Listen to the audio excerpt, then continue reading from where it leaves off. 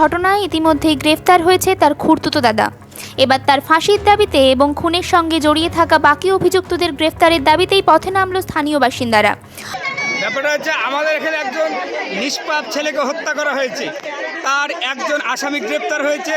আমরা চাই প্রকৃত আরও যত দোষী আছে সকলকে গ্রেপ্তার করে পুলিশ তাদের ফাঁসি চাই আমরা। রবিবার সকালে পাঁচরাপাড়া এলাকায় রাস্তায় বাঁশ বেঁধে টায়ার জ্বালিয়ে ঝাঁটা হাতে অবরোধ করে বিক্ষোভ দেখায় তারা। ঘণ্টাখানেক পথ অবরোধের ফলে দেখা যায় যানজট। ঘটনাস্থলে আটকে পড়ে স্থানীয় বিধায়ক আব্দুর রাজ্জাক মণ্ডলের গাড়িও।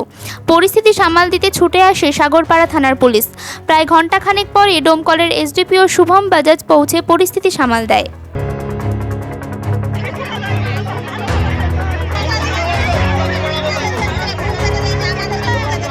তার বিয়ের কেনাকাটা সবার প্রথম পছন্দ সুনিতা। মাত্র 10,000 টাকার কেনাকাটাই নিশ্চিত উপহার। প্রতিদিন খোলা, হোম ডেলিভারিও আছে। আজই চলে আসুন সুনিতা শোরুমে। কেন করেছি আজ শরীফুলের ছেলে বাপি মণ্ডল লেমনকে খুন করেছে। করার পরে বাপি মণ্ডলের মা মুর্শিদা বিবি বলছে যে 4টি বন্ধুকে কেন খুন করলো।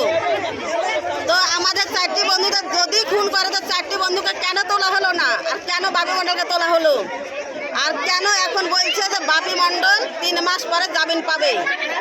কেন পাবে? এত বড় একটা খুনি কেন হতে জামিন পাবে? আমরা কি চাইছেন এখন? এখন আমরা ফাঁসি চাইছি,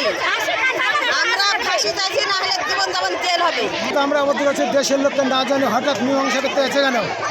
আমরা চাইছি আর সঠিক বিচার। যে দোষী তার বিচার চাই।